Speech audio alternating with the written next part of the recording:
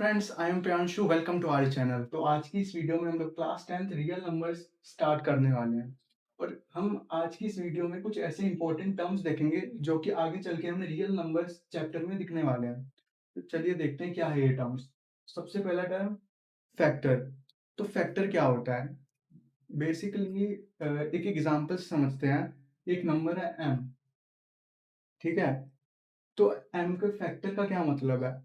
तो जब मैं m के फैक्टर की बात करता हूँ, तो मैं ऐसे नंबर्स की बात करता हूँ जिनसे अगर मैं m को डिवाइड करूँ तो मुझे रिमाइंडर क्या मिले? 0, ठीक है? और हाँ, ध्यान देने वाली बात ये है कि मैं जब फैक्टर की बात कर रहा हूँ, तो मैं नेचुरल नंबर्स की बात कर रहा हूँ, कोई फ्रैक्शनल नंबर या रूट में नंबर्स की आप बात नहीं कर सकते हो, ठीक है ना?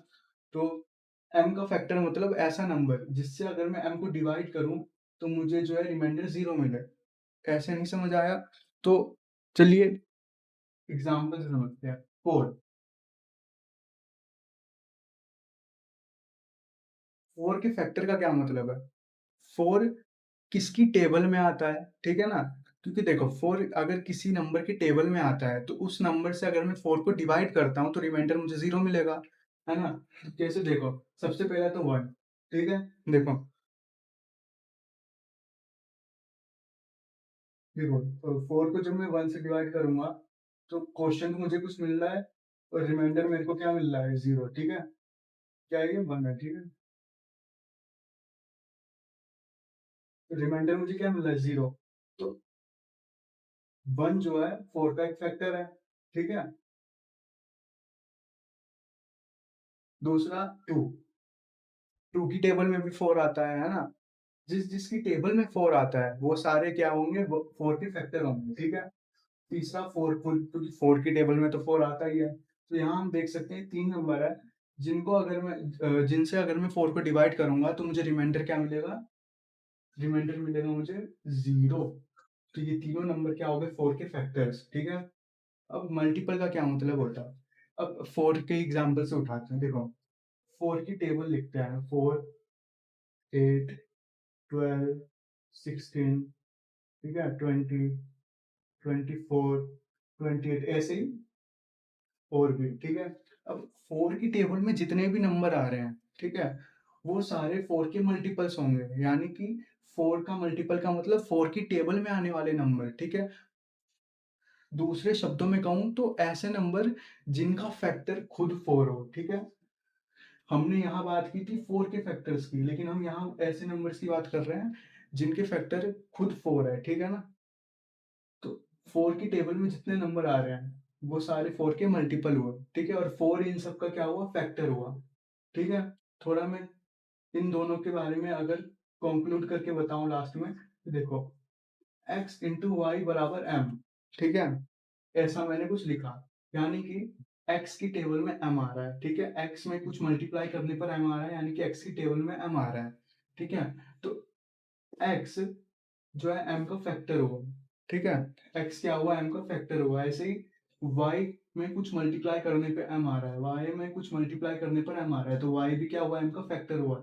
तो इस साइड जो दो नंबर मल्टीप्लाई होकर ये दे रहे हैं, वो दोनों जो है m के फैक्टर हुए और m इन दोनों का मल्टीपल हुआ, ठीक है? हम तीसरे नंबर पे चलते हैं। हमने अभी फैक्टर की बात की, तो प्राइम नंबर फैक्टर से ही जुड़ा हुआ टर्म है, ठीक है? तो प्राइम नंबर क्या है? ऐसे नंबर जिनके 2 से ज़्यादा फैक्टर नहीं होते हैं, सिर्फ़ 2 ही फैक्टर होते हैं, ठीक है? ना 2 से कम होते हैं, ना 2 से ज़्यादा फैक्टर होते हैं, सिर्फ़ 2 फैक्टर होते हैं। फॉर एग्ज़ाम्पल 2, 2 का एक फैक्टर 1 है, ठीक है? देखो, हर नंबर का फैक्टर होता है 1, ठीक है?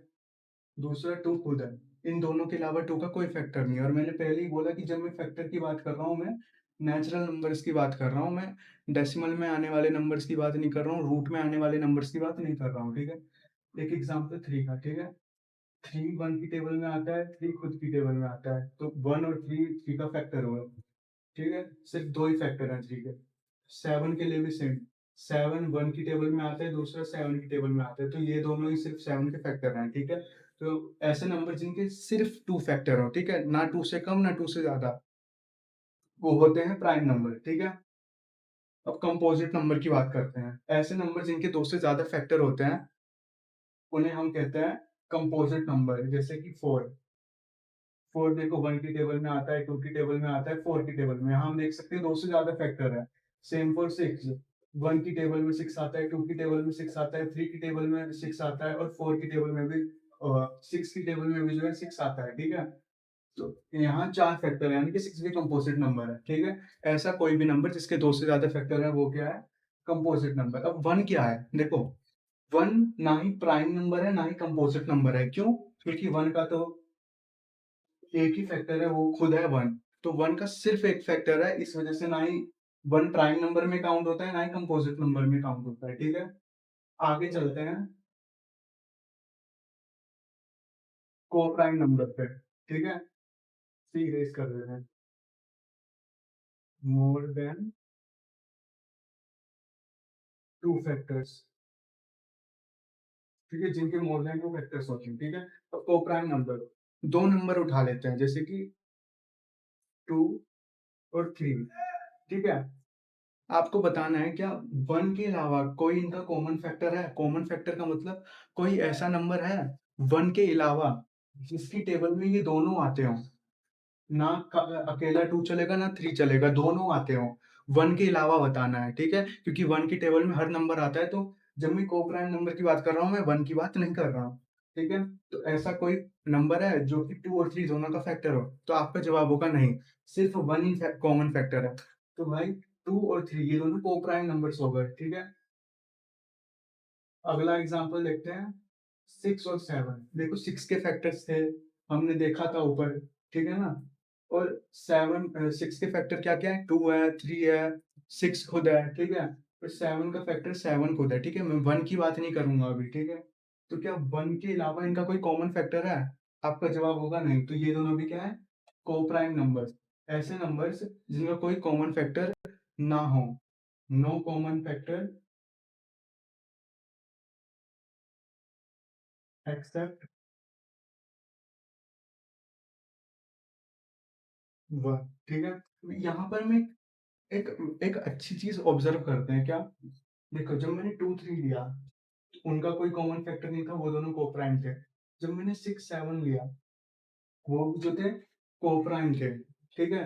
तो हम देख सकते हैं जब भी हम लगातार नंबर ले रहे हैं, यानी कि कॉन्सेक्यूटिव नंबर्स ले रहे हैं, लगातार आने वाले नंबर, वो को-प्राइम नंबर्स हैं, ठीक है? क्या क्या बोलते हैं सिर्फ़ को-प्राइम नंबर्स ही जो है को-प्राइम नंबर होते हैं? मतलब क्या सिर्फ़ कॉन्सेक्यूटिव नंबर्स ही जो है को-प्राइम नंबर होते हैं? तो जवाब है नहीं, ये तो होते ही हैं, ठीक है? कोई नंबर है n, ठीक है? और दूसरा नंबर है n+1, ये दोनों तो हमेशा ही कोप्राइम होंगे, लेकिन ज़रूरी नहीं है कि कोप्राइम ही हो, ठीक है ना? मतलब कॉन्सेक्यूटिव ही हो, कॉन्सेक्यूटिव के अलावा भी जो है कोप्राइम नंबर्स हो सकते हैं, जैसे कि 2 और 7 उठा लो। देखो क्या ये कोप्राइम नंबर वो कॉन्सेक्यूटिव नंबर है? नहीं ना, लेकिन ये कोप्राइम नंबर है क्योंकि इनका कोई कॉमन फैक्टर नहीं है 1 के अलावा। तो यही थे कुछ इंपॉर्टेंट टर्म्स जो कि आगे चल के हमें रियल नंबर्स में चैप्टर में दिखने वाले हैं। तो इसी चैनल पे जो है इसकी फुल वीडियो भी आने वाली है जहाँ पर हम रियल नंबर को और कंटिन्यू रखेंगे और इसके आगे के कॉन्सेप्ट्स पढ़ेंगे।